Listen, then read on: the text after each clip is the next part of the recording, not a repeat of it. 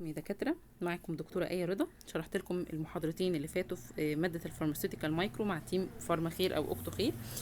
بس احنا برضو حابين نجرب معاكم تجربة تانية مختلفة للشرح للناس اللي مش متأقلمة أو مش عارفة تذاكر من فكرة الورق العربي. فهنبدأ برضو كورسات.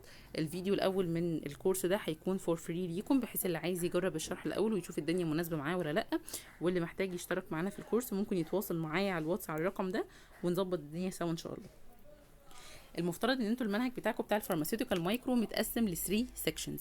اول سيكشن بيتكلم عن الانتي بايوتكس، وده اللي احنا هنبدا بيه، وده هنا بنتكلم فيه عن الادويه الانتي بايوتكس، سواء بقى الانتي فانجل، الانتي فايرال، الانتي بكتيريال، الكلام ده كله، كل الادويه اللي انا باخدها كانسان، سواء باخدها اورال سواء باخدها انجكشن، بس انا باخدها بتناولها. تمام. الجزء الثاني النون انتي بايوتكس، والفرق ما بينه وبين اللي قبله ان النون انتي بايوتكس دي برده حاجات بتاثر وبتموت المايكرو اورجانيزمز، بس الفرق ان انا هنا مش باخدها او مش بتدخل جسمي، انا بستخدمها بس لاغراض التنظيف والتعقيم، زي الكلور، زي الفينيك، زي الديتول، الكلام ده كله. تالت واخر سيكشن اللي هو الاستراليزيشن، اللي هندرس فيه التعقيم وازاي ان انا اقدر اعقم اي اوبجكت واخليه استرايل ومعقم بشكل كامل، وهنتكلم عن كل الادوات والبروسيسز والديفايسز اللي انا بستخدمها في عمليه التعقيم. خلينا نركز في اول سيكشن اللي هنبدا بيه اللي هو الانتيبايوتكس. ده هيبقى متقسم لاربع شباتر. اول شابتر اللي احنا هنبدا بيه بيتكلم عن الكلاسيفيكيشن والتايبس اوف انتيبايوتكس. تاني شابتر بيتكلم عن المود اوف اكشن بتاع الانتيبايوتكس. تالت شابتر هنتكلم فيه عن الميكانيزم بتاع البكتيريا ريزيستنس، وده يعني موضوع خطير جدا. ورابع واخر شابتر عن الكلينيكال يوز اوف انتيبايوتكس. طيب خلينا نبدا الاول باول سيكشن اللي هو الانتيبيوتكس. باول شابتر فيه هنتكلم عن الكلاسيفيكيشن اند تايبس اوف انتيبيوتكس، بس الاول محتاجين ان احنا ناخد انترودكشن بس عن علم الفارماسيوتيكال مايكرو ككله عموما. طيب يعني ايه اصلا فارماسيوتيكال مايكرو؟ فارماسيوتيكال مايكرو ده هو برانش من البرانشز بتاع علم المايكرو، بس ده تبع الابلايد مايكرو بيولوجي. يعني انت مثلا الترم اللي فات لما اخدت الجنرال مايكرو اتكلمت بقى بشكل نظري عن البكتيريا وتركيبها ايه، الفيروس وتكوينه ايه، وكلام كله نظري. طب هل ده هتطبقه بشكل عملي؟ لا، التطبيق بقى العملي في الكورس ده ان شاء الله. وطب بما ان بقول فارماسيوتيكال مايكرو بيولوجي، يبقى انا بستفاد من المايكرو بيولوجي في جزء الفارماسيوتيكالز، في جزء تصنيع الادويه، تمام، او في علم الادويه عامه. وده هنا ليه عندي استخدامين. او انا بقى بستفاد ايه من المايكروبيولوجي في الفارماسيوتيكال بروسيس؟ عندي حاجتين. اول حاجه ان انا بستخدمها تبع قسم الار ان دي في المصانع، ان هم بيستفادوا بالمايكرو اورجانيزمز في الديفلوبمنت والسكيل اب والمانيفاكتشر بتاع الفارماسيوتيكالز، ان انا بستخدم المايكرو اورجانيزمز دي في تصنيع ادويه. وما تستغربش لان اغلب المضادات الحيويه اللي عندنا جايه اصلا من مايكرو اورجانيزمز، سواء كانت بكتيريا او فنجاي، وحسبت لك ده قدام. تمام. الجزء التاني عن النقيض بقى، ان انا برضو بستفاد بيها ان انا بعمل مينيمايز او بعمل elimination للنمبر اوف مايكرو اورجانيزمز during البروسيس انفايرمنت. بمعنى ان انا عندي الجزء التاني في المصنع الكواليتي كنترول، في جزء مايكرو بيولوجي بيهتم بان هو يتابع الفارماسيوتيكال بروسيس بتاعتي، يتاكد من ان هي في تعقيم او في كنترول للمايكرو بيولوجي فيها. يعني مثلا عندي ممكن التابلتس والسيرب بيكون في، ممكن دي تاخدها في العملي اكتر، التابلتس والسيرب ممكن ان انا اسمح بوجود انواع معينه من المايكرو اورجانيزم، ممكن لو موجوده فيها عادي مش هحتاج ان انا اعقمها، مش مهم، مش هتعمل ازمه. بس في انواع تانية مستحيل ان انا اسمح بتواجدها. بس حتى الانواع اللي ممكن تكون موجوده بتكون بليميت معين، ما ينفعش ان هي تعديه، برده ما ينفعش العدد بتاعها يبقى كبير. بس على النقيض في انواع تانية لازم تكون سترايل تماما، ممنوع منعا باتا تواجد ولا حتى السنجل مايكرو اورجانيزم فيها. زي مثلا لما نتكلم على الانجكشن و الاي دروبس، الحاجتين دول مستحيل يطلعوا الا وهم استرايل بشكل تام. فيبقى انا بستخدم المايكرو اورجانيزم في ان انا اصنع واعمل ديفلوبمنت الادويه جديده في الانتيبيوتكس، وعلى الاتجاه التاني ان انا برضو بستخدم وبدرسها وبعرفها عشان خاطر ابدا اطبق بقى علمي ده، ان انا ازاي امنع تواجدها في اثناء الفارماسيوتيكال بروسيس بتاعتي. طيب بدايه الكورس كده احنا هنبدا الاول بشويه ديفينيشنز من الاكبر للاصغر. واول ديفينيشن هو الكيموثيرابيوتيك ايجنتس. ايه هي الكيموثيرابيوتيك ايجنتس؟ الانتقاد اول ما تشوفها كده ممكن تفكر ان احنا بنتكلم عن الكيموثيرابي، ولكن الكيموثيرابيوتيك ايجنتس هو ده مصطلح كبير، الكيموثيرابي جزء منه. الكيموثيرابيوتيك ايجنتس هي اي كيميكال ايجنتس بتشتغل او بتستخدم تو تريت الديسيزز، يبقى انا بستخدمها هنا عشان خاطر تعالج اي مرض. تمام. بس التعريف الادق ليها ان هي بتستخدم ان هي بتكل اي living cell. تمام. ولو ركزت فيها كده هتلاقي هو الكيموثيرابيوتيك ايجنتس اصلا بتنقسم لحاجتين: كيموثيرابي، ادويه الكيموثيرابي بتاعت الكانسر اللي هي بتشتغل اصلا على كانسر سيلز اللي بتبقى ليفنج سيلز، يا اما بتشتغل على المايكرو اورجانيزمز اللي هي بتبقى برضو ليفنج سيلز. تمام. يبقى هو التعريف الادق ليها ان هي بتشتغل تو كيل اني living cell، او ممكن برضو اقول to treat diseases. فيبقى كده جزء من الكيموثيرابيوتيك ايجنتس هي الانتي مايكروبيال ايجنتس. والانتي مايكروبيال ايجنتس دي هي مواد بتستخدم تو ديستروي، او ممكن اقول كيل برضو، او انهبت المايكرو او الباثوجينيك مايكرو اورجانيزم. ايه الفرق ما بينهم؟ هناخد كمان شويه ان في حاجه، او بنقسم المضادات على حسب المود بتاعها. الحاجات بنسميها بكتيريسايدل وحاجات بنسميها بكتيريستاتيك. تمام. في الحالتين انا بحتاج جهاز المناعه ان هو يشتغل معايا عشان يعمل اليمينيشن للباثوجين اللي داخل الجسم ده. ما ينفعش ان انا ادي دواء هو يقوم بالواجب كله وجهاز المناعه قاعد على القهوه، لازم هيشتغل. ولكن الفكره في نسبه مشاركه الجهاز المناعي. يعني انا يا اما بدي دواء بسميه بكتيريسايدل، ده بيبقى بيعمل كيل او بيعمل ديستروي، بيقضي تماما على المايكرو اورجانيزم، فبيقلل لي الميكروبيال لود او بيقلل لي عدد المايكرو اورجانيزم اللي موجود، فبالتالي انا محتاجه مجهود اقل من جهاز المناعه معايا. عن النقيض بقى النوع التاني اللي هو البكتيريستاتيك، وده بيعمل انهبيشن فور جروث، يعني هو مجرد ان هو بيوقف لي الجروث بتاع المايكرو اورجانيزم اللي هو انا وقفته لك اهو يا عم، مش هيتكاثر اكتر من كده، بس اشتغل انت بقى عليه. فبالتالي انا ما ينفعش ادي البكتيريستاتيك ده لشخص مناعته فيها مشكله. لو الشخص سوي مناعته عاديه عادي ده او ده. لكن لو حد مناعته فيها مشكله، طفل صغير مثلا، شخص كبير في السن، حد حتى ادلت عادي بس مناعته فيها مشكله، مريض ايدز بيبقى مناعته متدمره، مريض مثلا عامل اورجان ترانسبلانتيشن ناقل عضو، طبعا بيديله حاجات اميونو سبريسنت عشان خاطر ما يحصلش ريجكشن ورفض للعضو ده من الجسم. فانا اصلا بديله حاجات تهبط جهاز المناعه، ما ينفعش اروح مدياله حاجه بكتيريوستاتيك ومستنيه ان المناعه تشتغل. فبالتالي خليك عارف ان في الحالتين انا بحتاج كده كده جهاز المناعي يبقى شغال، بس بيختلف النسبه بتاعته، هو هيشتغل بنسبه قد ايه. تمام. ولكن في الحالتين انا محتاجه ان الدواء بتاعي ده استخدمه بكونسنتريشن قليل عشان خاطر افويد اي undesirable damage ممكن يحصل لي الهوست. تمام.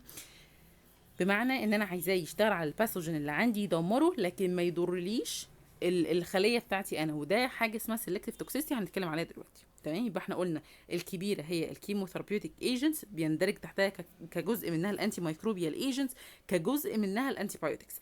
طبعا احنا دايما بنتكلم مجازا كده على اي مضاد حيوي بنقول عليه انتي بايوتيك، بس ده مش الوصف الدقيق، لان الانتي بايوتكس بتتكلم عن كلاس معين بس من الانتي بايوتكس اللي بتبقى جايه من ناتشرال سورس، يعني جايه زي ما قلنا من بكتيريا او من فنجاي فقط. لكن لو معمول عليها اي كيميكال بروسيس كده خلاص خرجت بره كلمه انتي بايوتكس، لكن احنا بنستخدمها مجازا كده، فعادي ممكن اي حاجه هقول لك عليها انتي بايوتيك عادي، بس انت تبقى فاهم المصطلح وفاهم الصح ايه.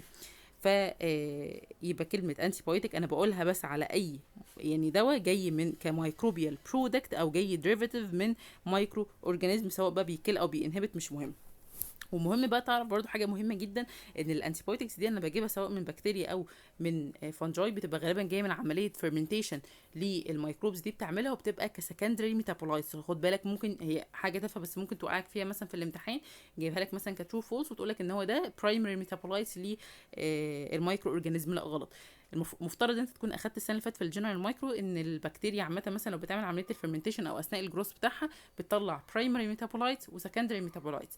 البرايمري ميتابولايتس دي مهمه ليها، مهمه للجروث بتاعها، مهمه عشان تفضل عايشه، ولكن السكندري ميتابولايتس دي حاجه توكسيك ليها او حاجه ملهاش لازمه، او دي بنسميها النفايات بتاعتها، يعني ممكن تكون ملهاش لازمه ليها او ممكن تكون توكسيك ليها كمان وتموتها. فبالتالي انا حتى بعد كده لما تيجي تاخده مثلا في البايو تكنولوجي والكلام ده، انا لو بستخدم بكتيريا معينه في صناعه اي حاجه، او مثلا وليكن مثلا في تصنيع الانسولين، لان احنا ساعات بنستخدم البكتيريا والهندسه الوراثيه في تصنيع الانسولين، فلازم الميديا اللي انا حاطه فيه البكتيريا دي لازم اول باول اشيل منه السكندري ميتابولايتس دي، لان دي ممكن تموت لي الميديا بتاعي كله بالبكتيريا اللي فيه كلها، ويبقى انا خسرت شغلي كله. تمام.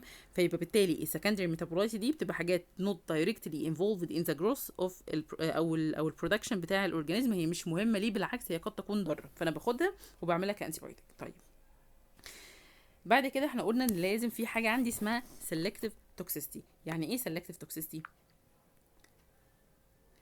selective toxicity اهو اسمها selective toxicity، يبقى هو التوكسيستي بتاعته selective للباثوجين فقط. انا عايزه الانتي بايوتيك ده او الانتي مايكروبيال ده يشتغل على او ان هو يكل او ينهبت الباثوجين من غير ما يعمل لي اي دامج للهوست.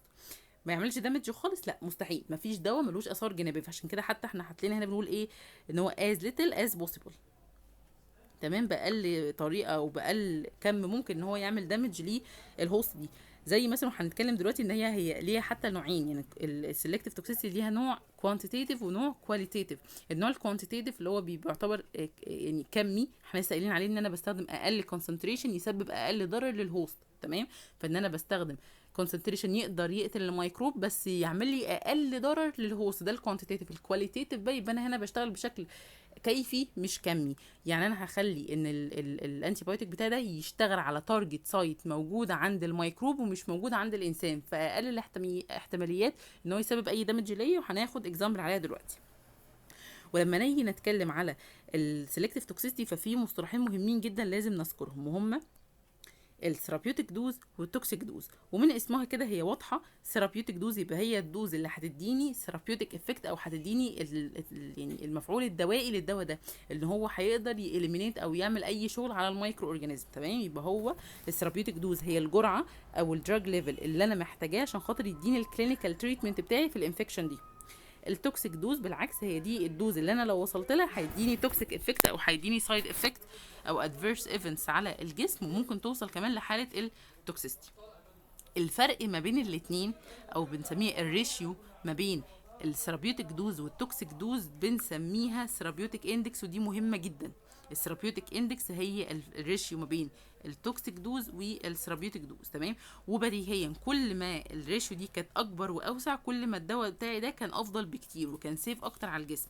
بمعنى ان انا مثلا لو اديتك دواء الثيرابيوتيك دوز بتاعته مثلا بتبدا من اول 10 والتوكسيك دوز عند مثلا 50، هل ده حاجه كويسه؟ لا، لان انا مثلا لو بدي للمريض مثلا تركيز 25 في اليوم وجا المريض نسى ان هو اخد الدواء وراح واخده مره كمان، طب ما كده اخد 50، ما كده ممكن يدخل في توكسيستي، فبالتالي ده مش حاجه كويسه. لكن تخيل بقى لو هو التركيز بتاعه او الثيرابيوتيك دوز بتبدا عند 10 وبتنتهي عند 1000، لا ده انا عندي رينج واسع، فبالتالي مش هخاف ان يحصل ضرر بسهوله على المريض.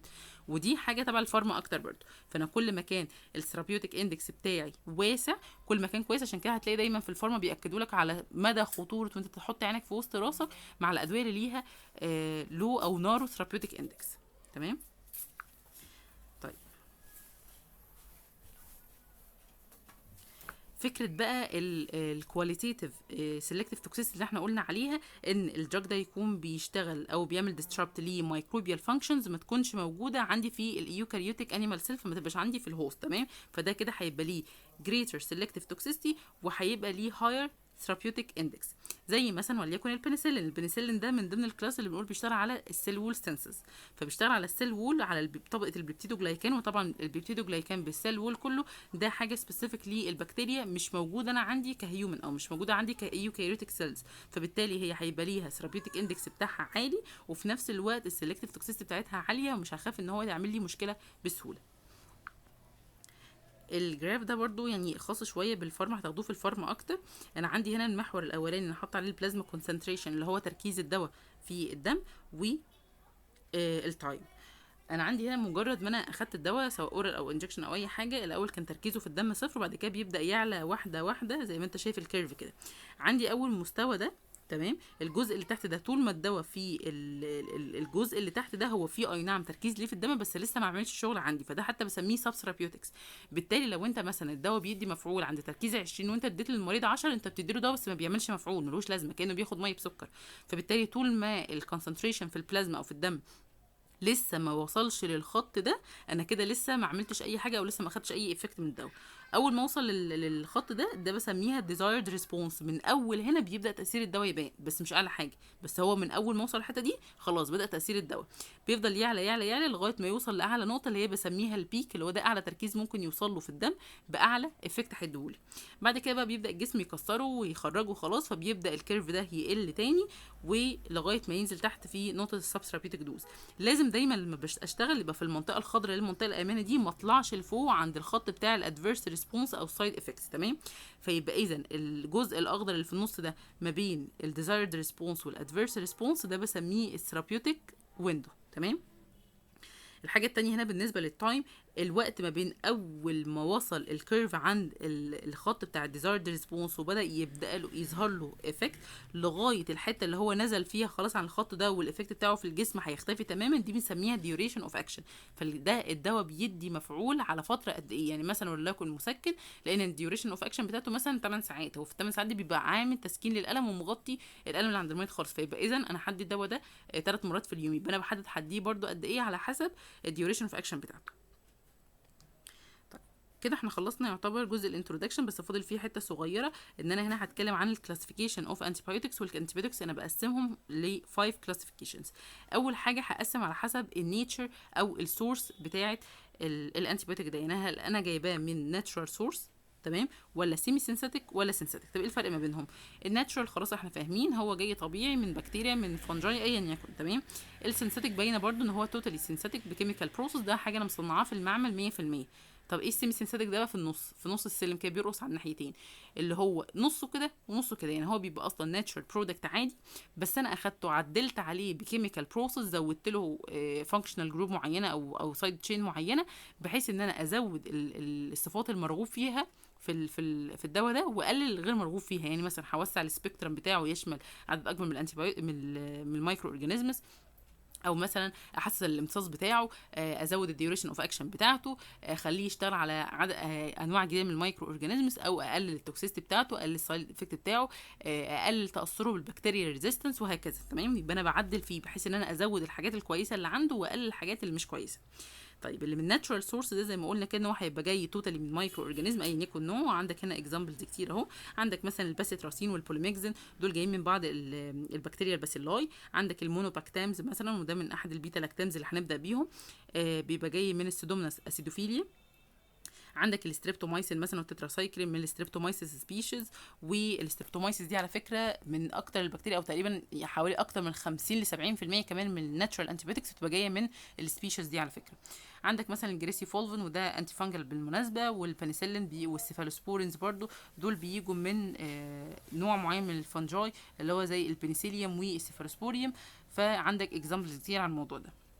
طيب السيمي سينثيتك يبقى قلنا كده بارت من الموليكيول، جزء منه هيبقى جاي ناتشورالي تمام، جزء من الموليكيول جاي من فيرمنتيشن بروسيس بتاعت مايكرو اورجانيزم معين، والجزء الثاني انا هبدا اعدل عليه بكيميكال بروسيس زي مثلا بعض البنسلينز والستيفالوسبورينز، وهنتكلم عن الكلام ده قدام. السينثيتك بقى اللي هو زي الكلورامفينيكول مثلا، زي الكينولونز برضو، دي بتبقى توتالي سينثيتك بكيميكال بروسيس. طيب يبقى ده كده اول تقسيمه على حسب النيتشر او السورس. تاني تقسيمه على حسب السبيكترم، والسبيكترم ده اللي هو المدى اللي بيشتغل فيه الانتيبيوتيك، بيقدر يغطي قد ايه من المايكرو اورجانيزم. وهنا هنقسمهم لثلاثه، في وايد سبيكترم او بنسميه برود سبيكترم، في نارو سبيكترم، وفي سبيسيفيك. الوايد سبيكترم ده اللي هو بيشتغل بنسميه مضاد حيوي واسع المجال، بيشتغل على عدد كبير برود سبيكترم من البكتيريا، بيشتغل بيغطي مثلا تلاقيه الجرام بوزيتيف والجرام نيجاتيف. وعندك اكزامبلز هنا ما تحفظهاش قوي كده كده هنحفظها على مدار دراستنا للكلاسز دي. فيقول لك مثلا عندك الكلورامفينيكول، عندك التتراسايكل، عندك الكانامايسين. النارو سبيكترم لا، ده هنا شغل بيبقى محدود اكتر، بيبقى ضيق شويه، بيشتغل على ليميتد نمبر من المايكرو اورجانيزمز. فتلاقي زي مثلا البنسلين جي، الارثرومايسين، البوليميكزين، اقول لك مثلا ده بيشتغل على الجرام بوزيتيف بس، او ده بيشتغل على الجرام نيجاتيف بس، فهو بيشتغل على عدد اقل. اما السبيسيفيك بقى فده بيكون سيلكتيف وسبيسيفيك ل 1 اور 2 مايكرو اورجانيزم. فبقول لك مثلا ده انتي تي بي، بيشتغل على بكتيريا تي بي بس. وخد بالك التي بي والسودوموناس ايريجينوزا والحاجات دي من البكتيريا الخطيره جدا، واللي عدد الادويه اللي بتشتغل عليها قليل جدا. وهتلاقي يعني انواع معينه بس من الانتيبيوتكس بتشتغل عليها. وفي الاخر برضو ان شاء الله في الكورس حابه اجمعهم لك، مين كل الانتيبيوتكس اللي بتشتغل على السودوموناس ايريجينوزا، مين كل اللي بيشتغلوا على التي بي، مين اللي ليهم مثلا برود سبيكترم. هنعمل التجميعات دي في الاخر ان شاء الله. طيب عندك تالت كلاسيفيكيشن بقى على حسب المايكروبيولوجيكال كلاسيفيكيشن، اللي هو على حسب هو بيشتغل على اهل نوع من المايكرو اورجانيزم. يعني مثلا لو بيشتغل على البكتيريا هسميه انتي بكتيريال، لو بيشتغل على الفيروس هسميه انتي فايرال، لو على الفنجاي هسميه انتي فانجل، لو على البروتوزوا هسميه انتي بروتوزوال، واخيرا لو بيشتغل على البكتيريا التي بي هنسميه انتي تيوبركيولر. وطبعا التي بي دي اللي هو ده مرض السل، التيوبركلوزس، بتسببه نوع من البكتيريا اسمها مايكوبكتيريوم تيوبركلوزس. ولو كنتوا اخدتوها الترم اللي فات، فدي بكتيريا قويه جدا، فيرولنت جدا، شرسه جدا، عدد الانتيبيوتكس بتشتغل عليها قليل جدا جدا، وهندرسها قدام بالادويه بتاعتها. فدي مش اي دواء بيشتغل عليها، فعشان كده من كتر ما كلاس خطير جدا وادويته قليله فحطينا في كلاس لوحده. طيب كده احنا اخدنا 3 تقسيمات على حسب السورس وعلى حسب السبيكترم والميكروبيولوجيكال كلاسيفيكيشن. بعد كده عندنا according to الكيميكال structure، وده كده هنقسمهم عائلات بيبقوا بيشتركوا في ان يعني عندهم نفس النيوكليس، عندهم نفس الكور كده في الاستراكشر بتاعهم، عندهم حاجه معينه موجوده في العيله كلها. وعندك اكزامبلز كتير مش مهم ابدا تحفظهم، لان احنا هناخدهم تباعا ان شاء الله من اول المحاضره دي. يعني بيقول لك مثلا البيتا لاكتامز، الريفاميسنز، الامينو جلايكوسايدز، الفلوروكينولونز، الماكرولايدز، التتراسايكلين، وهكذا. اخر تقسيمه على حسب المود اوف اكشن، ودي خلاص اتكلمنا عليها، قلنا ان احنا عندنا حاجات بكتيريسايد دي بتعمل كل للبكتيريا فبتقلل لي البكتيريا اللود.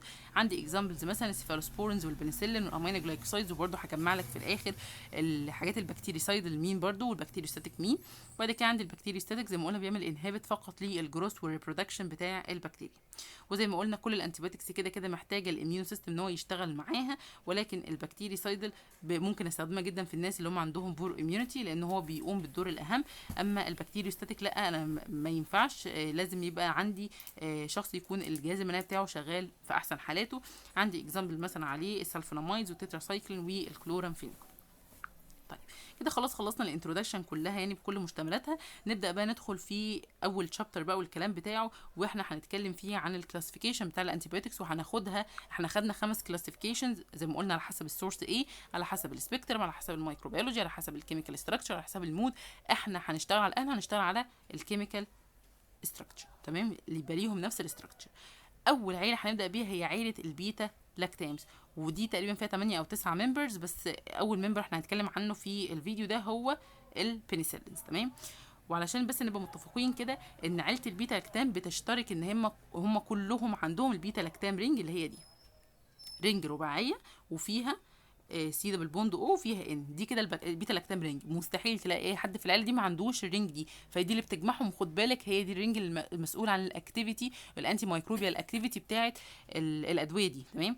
فاذا لو الرينج دي اتاثرت الدواء ما بقاش ليه لازمه، وعشان كده دي طريقه من الطرق اللي البكتيريا بتقاوم بيها عن طريق انزيمز اسمها بيتا لاكتاميزس، ومن اسمها بيتا لاكتاميزس فدي عباره عن انزيمز بتكسر البيتا لاكتام رينج. فبتلاقي عندك البيتا لاكتام رينج اهو انتاكت، يجي البيتا لاكتاميز البكتيريا تفرزها تعمل هيدروسيس تفتح لي الرينج. طالما اتكسرت خلاص انا كده بقى عندي مشكله، لان ده الجزء المسؤول عن الاكتيفيتي بتاعت العيله دي اصلا، فخلاص الانتيبيوتيك مش هيشتغل، يبقى ايه الموضوع انتهى عندي، تمام. طيب احنا هنبدا بالبنسلينز، والبنسلينز احنا بنقسمهم تقسيمتين، في حاجات منهم ناتشرال وفي حاجات سيمي سينثيتك، تمام. الحاجات الناتشرال دي جايه من فانجاي كلها زي ما قلنا كده، مثلا من البنسيليوم نوتيتم او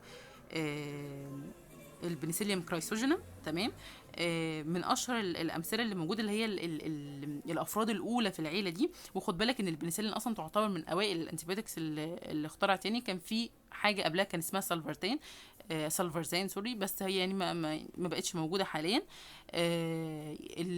فاللي احنا معترفين بيه كاول الانتيبيوتكس انه ما زال موجود حتى الان البنسلين كان عن طريق العالم الكسندر فليمنج. والحكايه بتاعته برضه عشان تبقى عارفها، ما ينفعش تاخد كورس الفارماسيوتيكال ما يكون ما تعرفش الحكايه، ان الكسندر فليمنج ده كان شغال في معمل في مستشفى في لندن، وكان عامل ميديا، عامل زارع استاف على اطباق، وجا سابها ومشى والناس هيغطيها، فبالتالي كده خلاص الاطباق مفتوحه متعرضه للجو، فبالتالي سهل جدا يحصل لها كونتامينيشن. طبعا هو جه فعلا لقى خلاص حصل كونتامينيشن لكل الميديا اللي هو عاملها، كل حاجه هو عاملها باظت.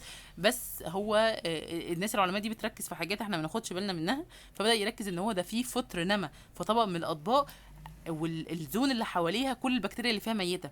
اذا الفطر ده قدر ان هو يموت البكتيريا، فبدا بقى يستخلصوا، وجا ناس من بعدها استخلصوه وفصلوه وبداوا يصنعوا البنسلين. فدي كانت بدايه تصنيع البنسلين. فهو عندي الكلاس الاولانيه او الافراد الاولانيه في العيله دي توتالي ناتشورال. زي مين؟ عندي 4: البنسلين جي او اسمه بنزايل بنسلين، والبنسلين في واسمه فينوكسي ميثايل بنسلين، وعندي كمان البروكاين بنسلين والبنزاسين بنسلين. دول اشهر 4 يعني في الناتشورال بنسلين، تمام.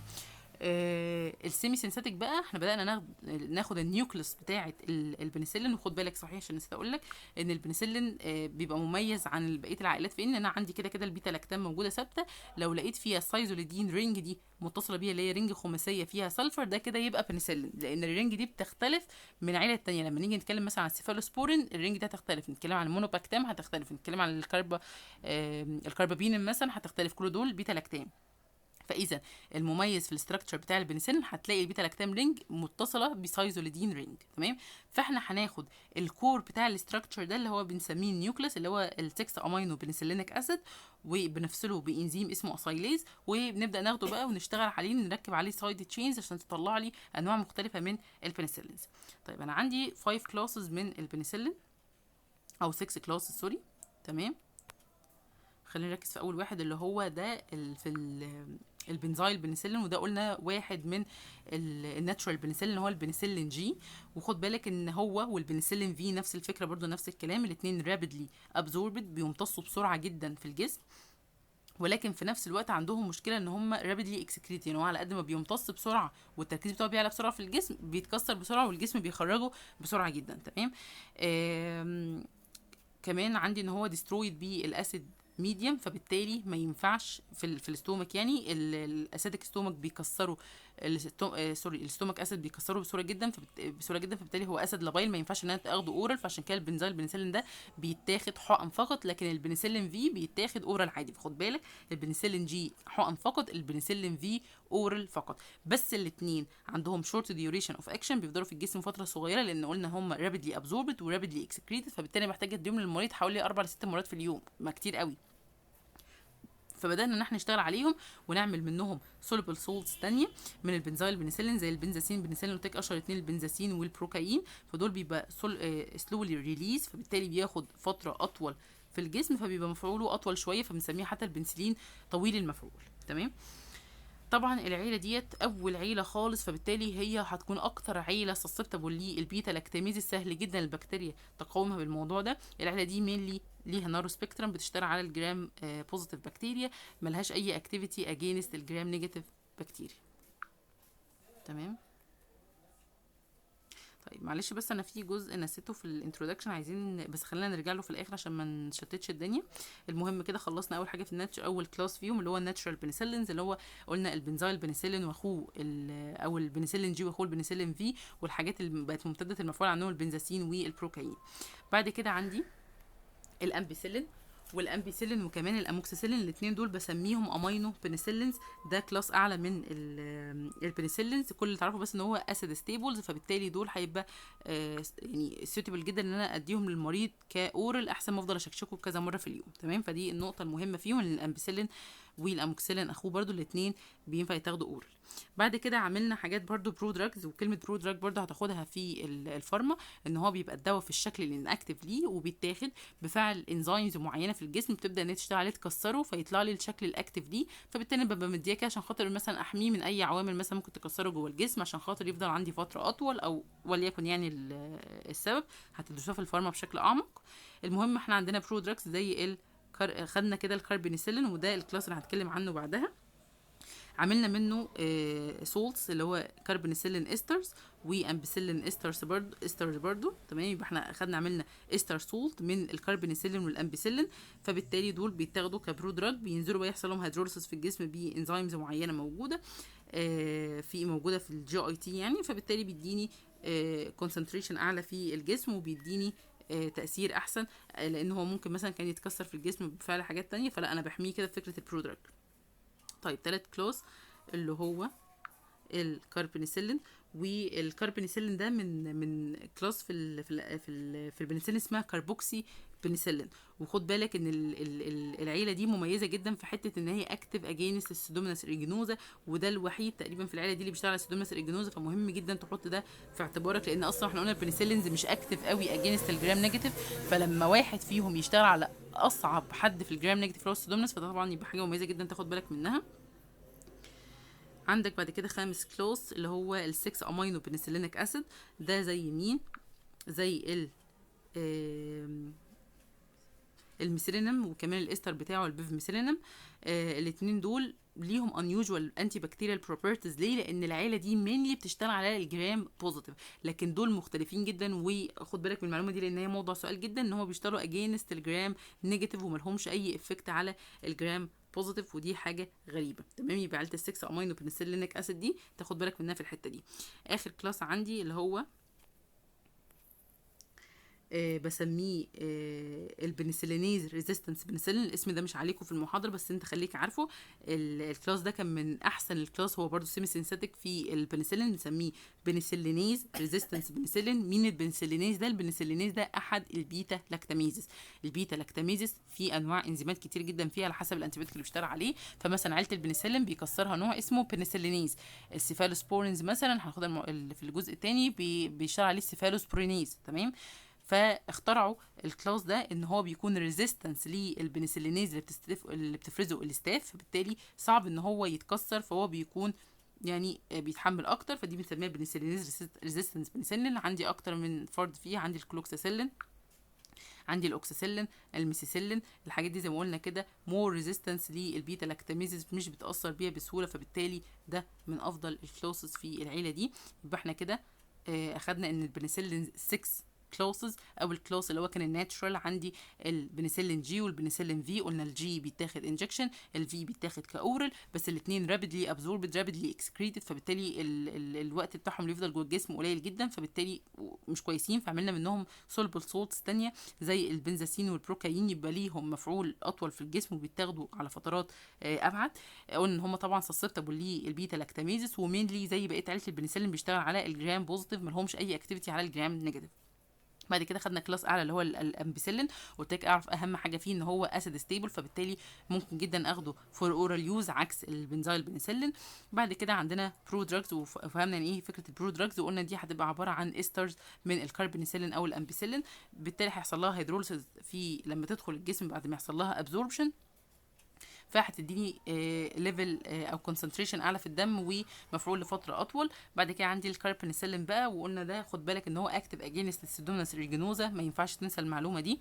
عندي بعد كده مشتقات ال6 بيتا امينو بنسلينيك اسيد زي الميثيلينم والبيفميثيلينم، وقلنا الاثنين دول برضو خد بالك فيهم معلومه مهمه جدا، ان هم ليهم unusual انتي بكتيريال بروبرتيز، ان هم عكس بقيه العيله بيشتغلوا على الجرام نيجاتيف، ما لهمش اي شغل على الجرام بوزيتيف. واخيرا البنسلينيز ريزيستنس بنسلين، دي مميزه بايه؟ دي مميزه بفكره ان هي ريزيستنت اجينست البيتا لاكتاميزيس او البنسلينيز، وقلنا زي الكلوكساسيلين والاوكساسيلين والميثيسيلين. اذا كل عيله في نقطه معينه هي الجوهريه اللي تبقى عارفها فيها. تمام زي ما قلنا كده. الجزء بقى معلش اللي نسيته، هي حته فارما برضو بس تبقى عارفها. انا عندي اي دواء باخده في الجسم بيبقى فيه نوعين من العمليات بيحصل. في نوع واكيد اخدتوه في اول محاضره فارماكو كاينetics وفارماكو داينامكس. ايه الفرق ما بينهم؟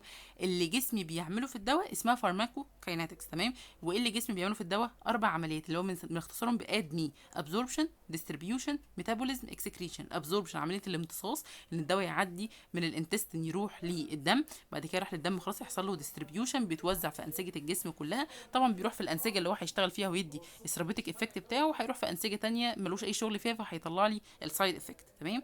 بعد كده بيحصل ميتابوليزم، بيبدا الجسم ان هو يكسره عشان يبدا يتخلص منه في مرحله الاكسكريشن. تمام. على الجانب الثاني عندي الفارماكو داينامكس، الدواء بيعمل ايه في الجسم اللي هو الثيرابيوتيك افكت اللي هيديه ايا يكن شكله ايه.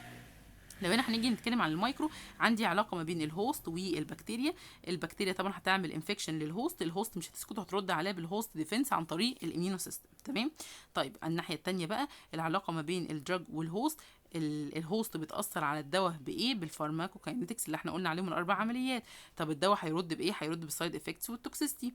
طبعا الناحيه الثانيه الدراج هيعمل ايه في البكتيريا؟ هيديني المفعول الدوائي بتاعه اللي هو الفارماكو داينامكس، والبكتيريا هتسكت؟ لا، هترد بيه البكتيريا ريزيستنس.